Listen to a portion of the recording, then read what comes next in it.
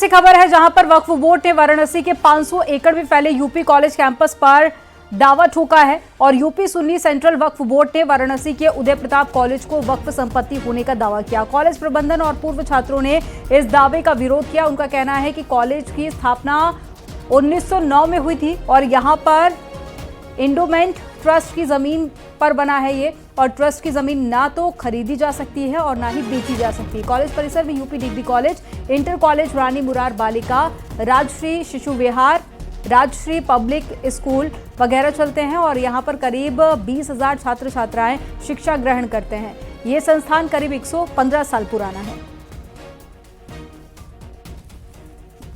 और ज्यादा जानकारी के लिए सीधे रुख करते हैं हमारे सहयोगी उपेंद्र द्विवेदी फोन लाइन पर जुड़ गए हैं। उपेंद्र, ये अपने आप में एक बड़ी खबर है। एक तरफ देश में वक्फ संशोधन बिल पर बात हो रही है, दूसरी तरफ इतने पुराने कॉलेज पर वक्फ बोर्ड ने दावा ठोक दिया।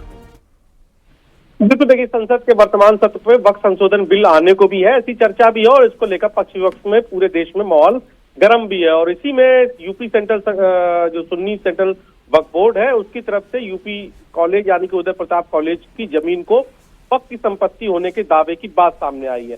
हालांकि जो लेटर आया है सामने ये 2018 का है, लेकिन अचानक से मामला तूल तब पकड़ गया जब पिछले 2 दिनों पहले मुख्यमंत्री योगी आदित्यनाथ इस कॉलेज के स्थापना समारोह में आए थे और उन्होंने इस कॉलेज को जल्द ही यूनिवर्सिटी बनाने का मंच से ऐलान किया था। उसके बाद ये अचानक इस कॉलेज पर ये जो दावा ये पड़ गया। हालांकि अब फिलहाल जो 2018 का लेटर है उस पर अभी फिलहाल कोई नया अपडेट नहीं है, क्योंकि कॉलेज के प्रबंधक से भी हमने बात की। उन्होंने कहा है कि ऐसा कुछ नहीं, क्योंकि ये जो वक्त की जो प्रॉपर्टी का दावा किया जा रहा है ये पूरी तरीके से निराधार है। 2018 में दावा किया गया था और जिस सेक्रेटरी के नाम से लेटर आया था बताया जा रहा है कि अब उनका भी इंतकाल हो चुका है, तो उनका जो बेटा है वो किसी बात को करने से फिलहाल बच रहा है।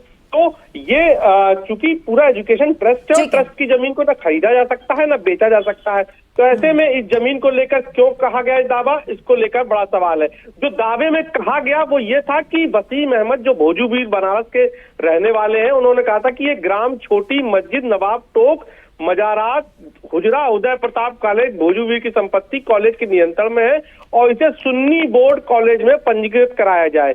इस संबंध में 15 दिनों के अंदर जवाब नहीं दे तो आपकी कोई आपत्ति नहीं सुनी जाएगी। ये उस वक्त जो लेटर जारी हुआ था उसमें कहा गया था। और इस संबंध में उदय प्रताप शिक्षा समिति के जो तत्कालीन सचिव थे UN सिन्हा, उन्होंने जवाब भी दिया था कि उदय प्रताप कॉलेज की स्थापना 1909 में हुई थी और कॉलेज की जमीन इंडाउमेंट टेस्ट की है, यानी कि चैरिटेबल इंडाउमेंट एक्ट के अंतर्गत आधार वर्ष के उपरांत ट्रस्ट की जमीन पर अन्य किसी का मालिकाना हक स्वयं समाप्त हो जाता है। ये उन्होंने उस वक्त जवाब में कहा भी था। बिल्कुल बिल्कुल। और फिलहाल आप बता रहे हैं कि इस तरह का कोई ऑफिशियल नोटिस ट्रस्ट को प्राप्त नहीं हुआ है। शुक्रिया उपेंद्र चर्चा के लिए।